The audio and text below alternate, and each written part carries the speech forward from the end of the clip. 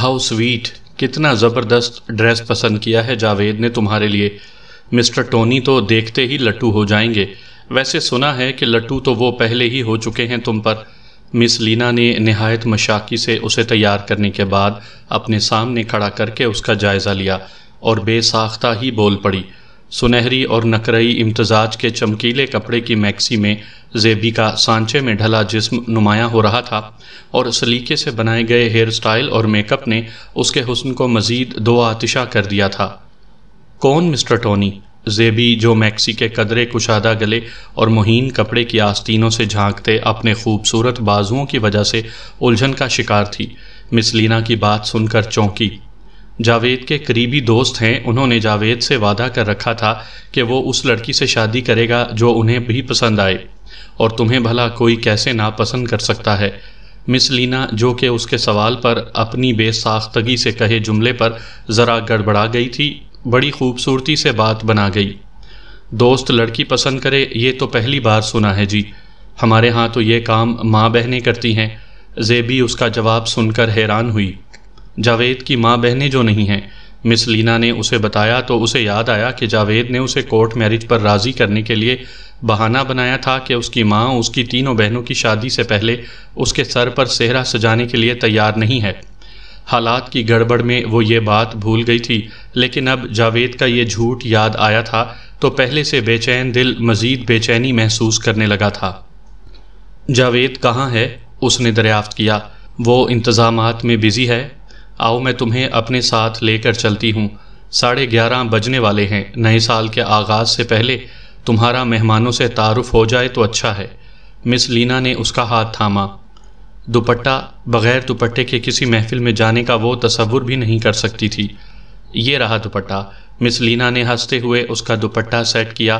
سنہری بارڈر والا نقرئی رنگ کا دوپٹہ اتنا مہین تھا کہ زیبی کے حسن کا ایک بھی جلوہ نہیں چھپا سکتا تھا، لیکن دوپٹے کی حجت بہرحال پوری ہو گئی تھی۔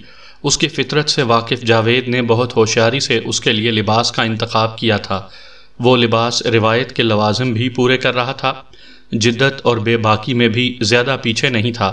محدود ماحول میں پلنے بڑھنے والی زیبی میں اتنی ہمت نہیں تھی کہ کوئی بحث کرتی۔ وہ کٹ پتلی کی طرح ہر بات پر عمل کر رہی تھی۔ اپنے دل کے اضطراب کے باوجود اس کے ذہن میں یہ سوچ تھی کہ اس کے پاس واپسی کا کوئی راستہ نہیں ہے، اور اب اسے جاوید کو ہی اپنا سب کچھ ماننا ہوگا۔ اس لیے وہ خود کو اس کی پسند کے سانچے میں ڈھالنے کی کوشش کر رہی تھی۔ یہ لیجئے مسٹر ٹونی، آ گیا وہ شاہکار تھا جس کا انتظار۔ مس لینا اس کا ہاتھ تھام کر اسے رنگوں، روشنیوں، کہکہوں، خوشبوؤں اور موسیقی کی لہروں میں ڈوبے عرشے پر لے کر پہنچی، اور ایک 3 پیس سوٹ میں ملبوس گورے چٹے آدمی کے سامنے لے جا کر کھڑا کر دیا۔ اس آدمی کی نظریں یوں زیبی کے وجود سے چمٹیں کہ اس نے اپنی تمام تر سادگی اور بھولے پن کے باوجود اس کے اجلے وجود کے پیچھے موجود تاریک روح کو دیکھ لیا، اور گھبرا کر جاوید کی تلاش میں ادھر ادھر نظریں دوڑائیں۔ جاوید اسے کہیں دکھائی نہیں دیا۔ کاش یہاں سے واپسی کا کوئی راستہ ہوتا، اس نے دل میں سوچا، اور بے بسی سے دور دور تک پھیلے سمندر پر نظر دوڑا کر رہ گئی۔ کیا ہوا؟ تمہاری شکل کیوں اتر گئی؟ روشی کے چہرے کے تاثرات ایسے تھے کہ وہ چاروں ہی چونک گئیں۔ موبائل کی چارجنگ بالکل ختم پر ہے، اور ابھی ابھی مجھے یاد آیا ہے کہ اس میں بیلنس بھی نہیں ڈلوایا تھا۔ میں نے شاید ایک آدھ SMS کرنے ہی کی گنجائش ہو۔ اس نے انہیں مسئلے سے آگاہ کیا تو ان کے منہ بھی لٹک گئے۔ روشی کا یہ نمبر پری پیڈ پر ہے، یہ تو انہیں بھی معلوم تھا۔ ایسا کرو، اپنے یا ہمارے مما پاپا میں سے کسی کو میسج بھیج دو، میسج پڑھ کر وہ خود ہمیں فون کر لیں گے۔ تھوڑی سی مایوسی کے بعد لبنہ نے تجویز پیش کی۔ نہیں، ابھی میسج کرنے کی ضرورت نہیں ہے، بلکہ ایسا کرو کہ موبائل آف کر دو، ہمیں اس کی چارجنگ بچانے کی ضرورت ہے۔ ماں پارا نے صرف مشورہ ہی نہیں دیا، بلکہ روشی کے ہاتھ سے موبائل لے کر اسے آف بھی کر دیا۔ ہمیں جلد از جلد کسی سے رابطہ کرنا چاہیے یارو، ہم پتہ نہیں کہاں ہیں اور کن خطرناک لوگوں میں پھنس گئے ہیں۔ یہاں سے نکلنے کے لیے ہمیں لازماً مدد لینی پڑے گی۔ لبنہ کو لگا کہ ماں پارا اب بھی ایڈونچر سے باز نہیں آئی ہے اور اپنے زورے بازو پر یہاں سے نکلنے کا خواب دیکھ رہی ہے، اس لیے اسے سمجھانے لگی۔ ابھی رابطہ کرنے کا کوئی فائدہ نہیں ہے، کیونکہ ہم نہیں جانتے کہ ہم کہاں ہیں۔ پہلے ہمیں اس بارے میں معلومات حاصل کرنی ہوں گی۔ پھر ہی رابطے کا کوئی فائدہ ہوگا۔ ہمیں بیلنس اور چارجنگ دونوں کی کمی کا سامنا ہے، اس لیے اب ہم اس موبائل کو اسی وقت استعمال کریں گے جب اس سے کوئی کارآمد میسج کرنے کے قابل ہوں۔ ماپارا نے سنجیدگی سے جواب دیا تو وہ سب اس کی بات سمجھ گئیں۔ اب کیا کرنا ہوگا؟ فی الحال تو ہم صرف جاوید کا ہی انتظار کر سکتے ہیں۔ اس نے کہا تھا کہ وہ ہمیں رات کا کھانا دینے آئے گا، بس وہی وقت ہوگا کہ جب ہم کچھ کر گزریں۔ اس کا مشورہ سب کے دل کو بھایا اور وہ جاوید کی آمد کی گھڑیاں گننے لگیں۔ انتظار کی کیفیت میں وقت رینگ رینگ کر گزرنا ایک عام تجربہ ہے۔ اس جگہ پر یہ تجربہ اور بھی تکلیف دہ تھا۔ مرے پر 100 درے کے مصداق جاوید بھی ضرورت سے زیادہ تاخیر کا شکار ہو گیا تھا۔ شاید وہ آ گیا ہے۔ وہ چاروں جو طویل انتظار سے قدرے مایوسی کا شکار تھیں، کھٹکے کی آواز سن کر چونکی اور فوراً ہی چوکس ہو گئیں۔ پروگرام کے مطابق عروج اور لبنہ بالکل سامنے ہی اس زاویے سے لیٹی ہوئی تھی کہ جاوید کو فوری طور پر یہ محسوس نہ ہو پاتا کہ ان کے ہاتھ پشت پر ہونے کے باوجود آزاد ہیں۔ ماپارا اور روشی نے سیڑھی کے دائیں بائیں پشت کی دیوار کے ساتھ اپنی جگہ بنائی ہوئی تھی اور لیٹنے کے بجائے دیوار کے ساتھ ٹیک لگائے پنجوں کے بل بیٹھ گئی تھیں۔ ایسی کسی بھی صورتحال کی امید نہ رکھنے والا جاوید اپنی ہی دھن میں سیڑھیاں اترتا ہوا نیچے آیا تو اس کے سر پر قیامت ٹوٹ پڑی اور وہ ایسا بوکھلایا کہ اس کے ہاتھ سے فلیش لائٹ ہی چھوٹ گئی۔ فرش پر لیٹی لبنہ پھرتی کا مظاہرہ کرتی ہوئی سیڑھی پر چڑھی اور اوپر موجود چوکور خلا کو اس کا ڈھکن نما دروازہ کھینچ کر بند کر دیا۔ اب یہاں ہونے والے ہنگامے کی خبر اوپر والوں کو ہونا مشکل تھی۔ دوسری طرف جاوید خونخوار بلیوں کی طرح خود پر حملے کرتی لڑکیوں سے نبرد آزما تھا۔ وہ لڑائی بھیڑائی کے فن سے ناآشنا لڑکیاں نہیں تھیں جو وہ انہیں آسانی سے قابو کر لیتا۔ انہوں نے تو اسے اتنی مہلت بھی نہیں دی تھی کہ وہ اپنے کوٹ کی اندرونی جیب میں موجود پسٹل ہی نکال پاتا۔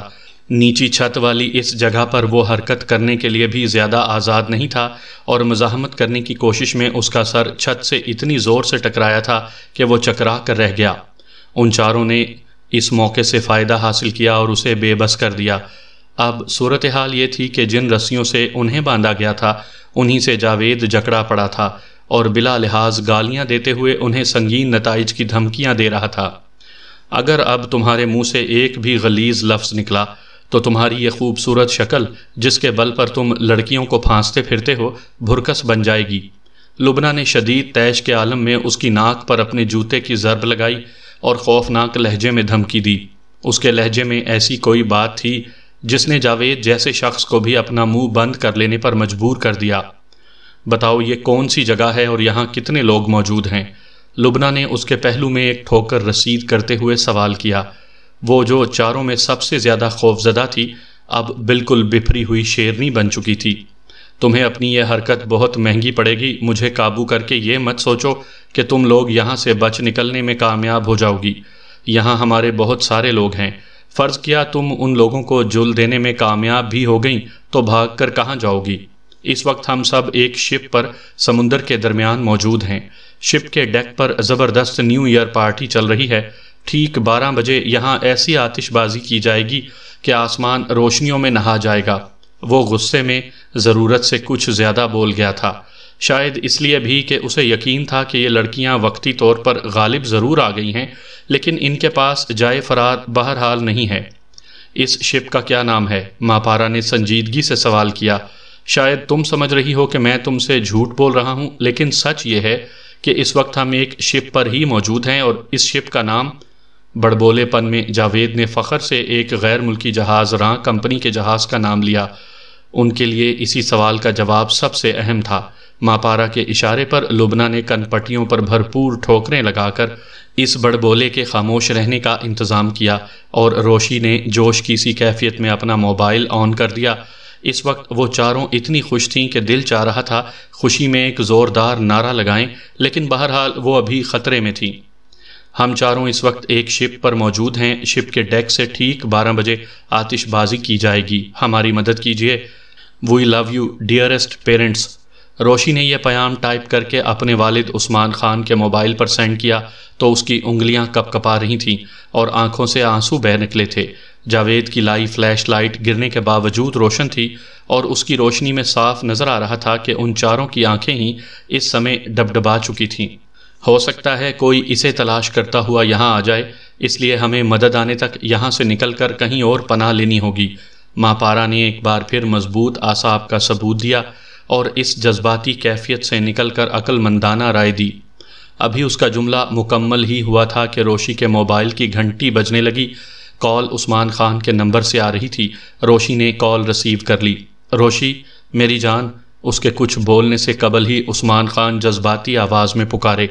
روشی کے گلے میں آنسوؤں کا پھندا سا اٹک گیا، لیکن اس نے خود کو سنبھالا اور بھرائی ہوئی آواز میں بولی، میرے موبائل کی چارجنگ ختم ہونے والی ہے پاپا، آپ جلدی سے آ جائیں، اب شاید دوبارہ ہماری بات نہ ہو سکے۔ وہ اندازہ نہیں کر سکی تھی کہ اس کا جملہ مکمل ہونے سے قبل ہی موبائل بند ہو گیا ہے۔ عروج نے اس کے شانے کو آہستہ سے دبا کر اسے احساس دلایا۔ 1-1.5 منٹ کے اندر وہ جاوید کے منہ میں اس کی ٹائی اور رومال ٹھونسنے کے بعد اس سیلن زدہ قید خانے سے باہر تھیں۔ جاوید سے حاصل کیا گیا پسٹل ماں پارا کے ہاتھ میں تھا اور وہ پھونک پھونک کر قدم رکھتی آگے بڑھتی جا رہی تھی۔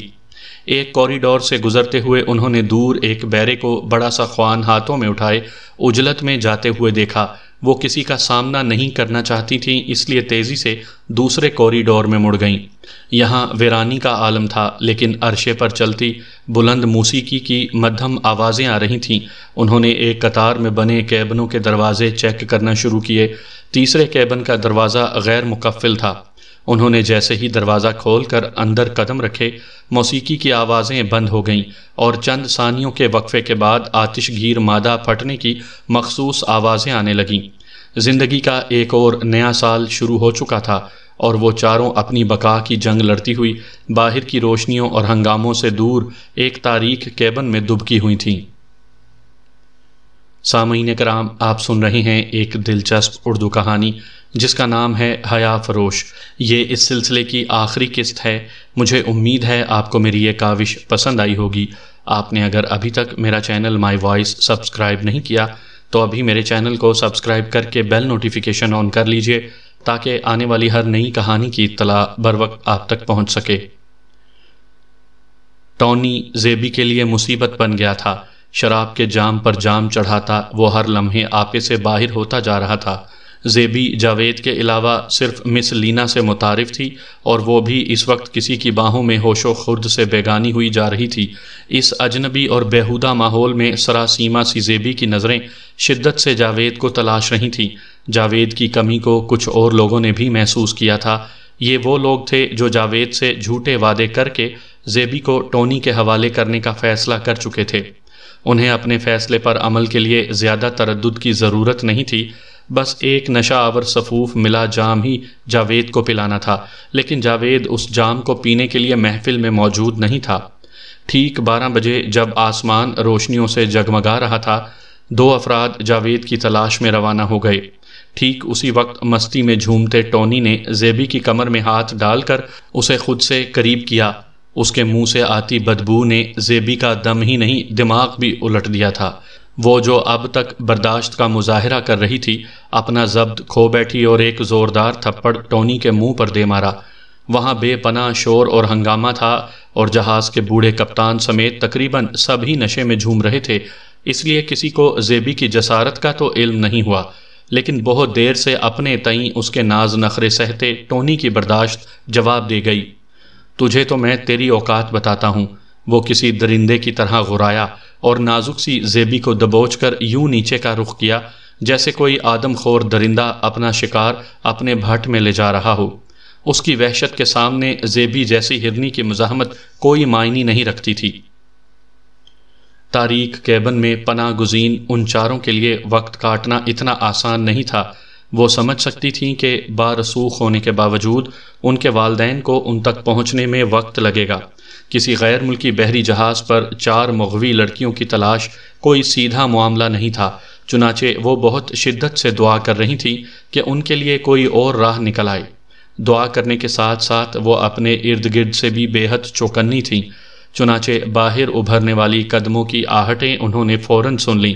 کیبن کا دروازہ کھلا تو ماں پارا اور روشی اس وقت دائیں بائیں کھڑی آنے والے کے استقبال کے لیے پوری طرح تیار تھیں۔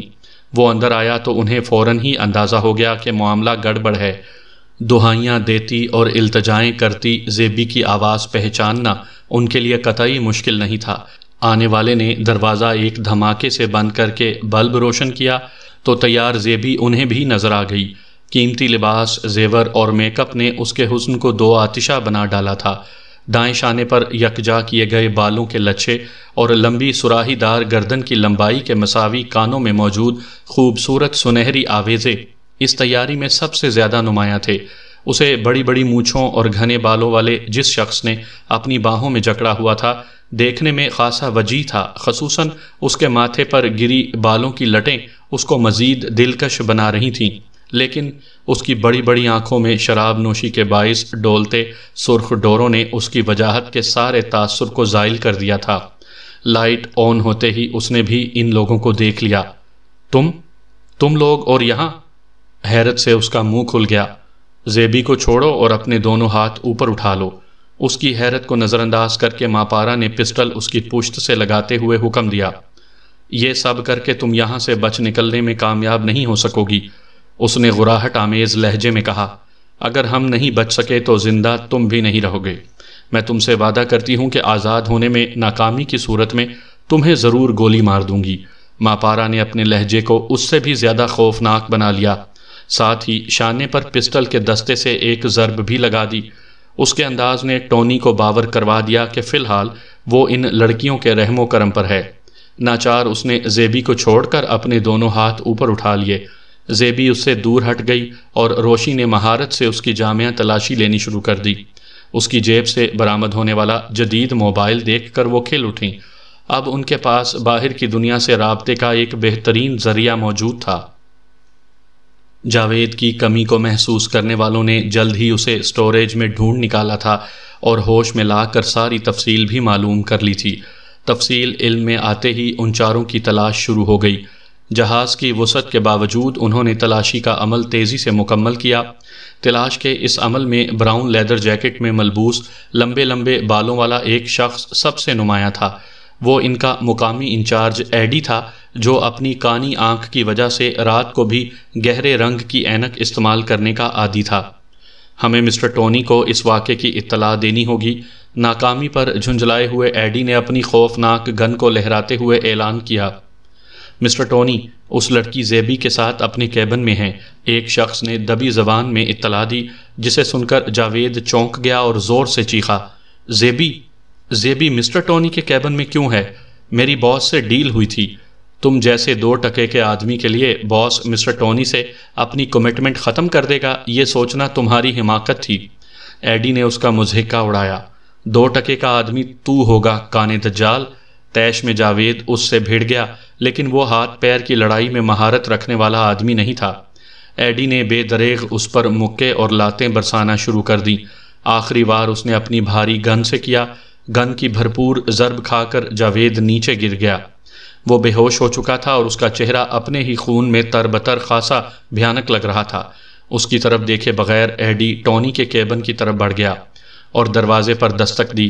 پہلی دستک پر کوئی رد عمل ظاہر نہیں ہوا۔ ایڈی کی دوسری دستک زیادہ بلند تھی۔ کون ہے؟ دفع ہو جاؤ یہاں سے، اندر سے ٹونی کی بھرائی ہوئی آواز سنائی دی۔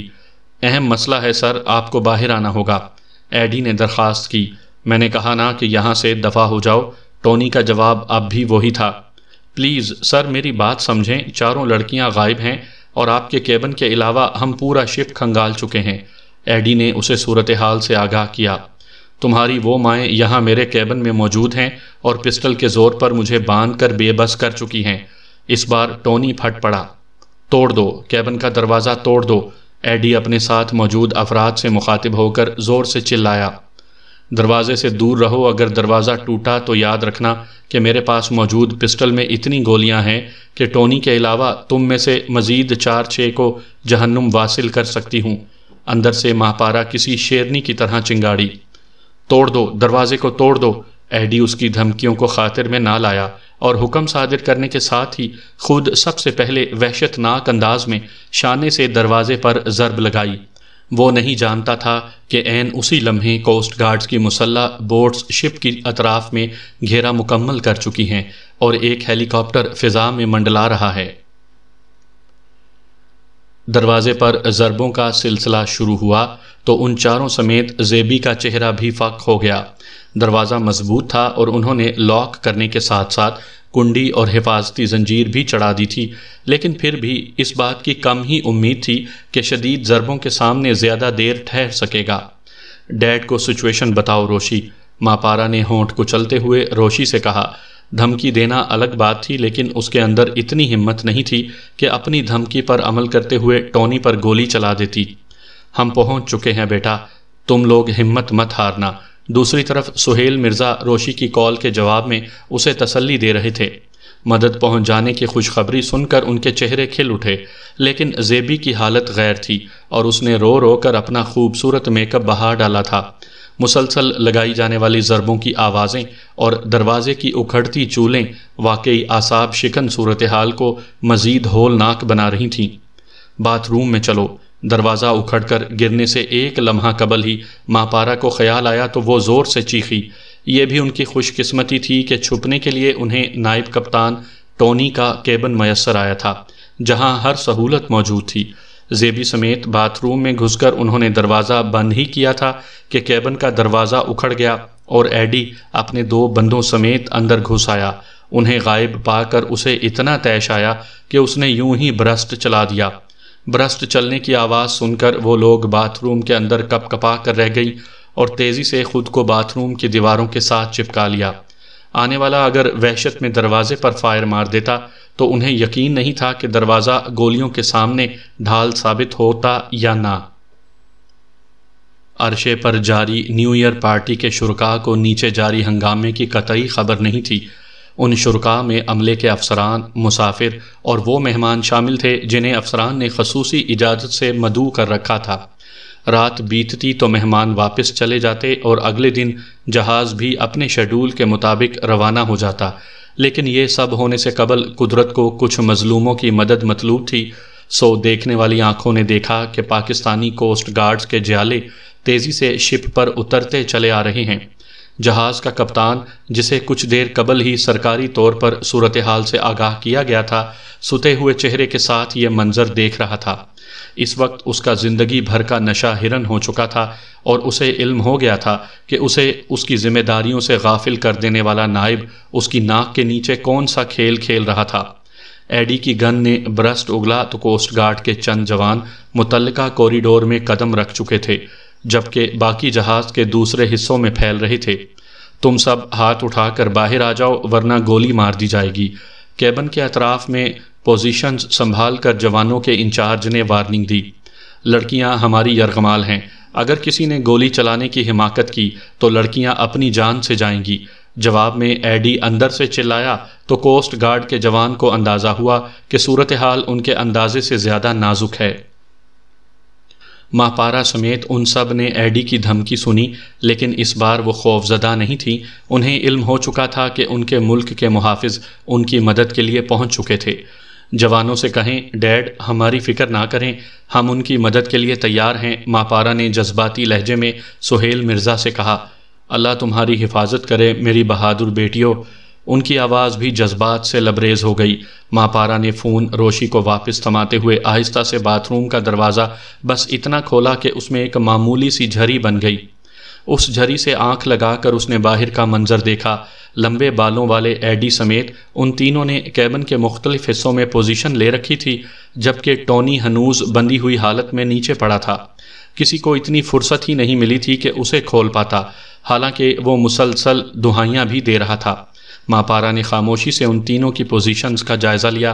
یقینی طور پر انہیں ان کی طرف سے کوئی اندیشہ نہیں تھا، اس لیے اپنی ساری توجہ کیبن کے ٹوٹے ہوئے دروازے کے باہر مرکوز کیے ہوئے تھے۔ ماپارا نے اللہ کا نام لیا، دروازے کی جھری تھوڑی سی مزید کشادہ کی اور جھری سے پسٹل کی نال نکال کر پہلا فائر داغا۔ اسے کسی کو نشانہ نہیں بنانا تھا، بس یہ اپنے محافظوں کے لیے اشارہ تھا کہ وہ اپنی کارروائی شروع کر دیں۔ اس پہلے فائر نے ہی وہاں ہنگامہ برپا کر دیا۔ جوان اتنی تیزی سے کارروائی کرتے ہوئے کیبن میں گھسے کہ ایڈی اور اس کے ساتھیوں کو بھرپور مزاحمت کا بھی موقع نہ مل سکا۔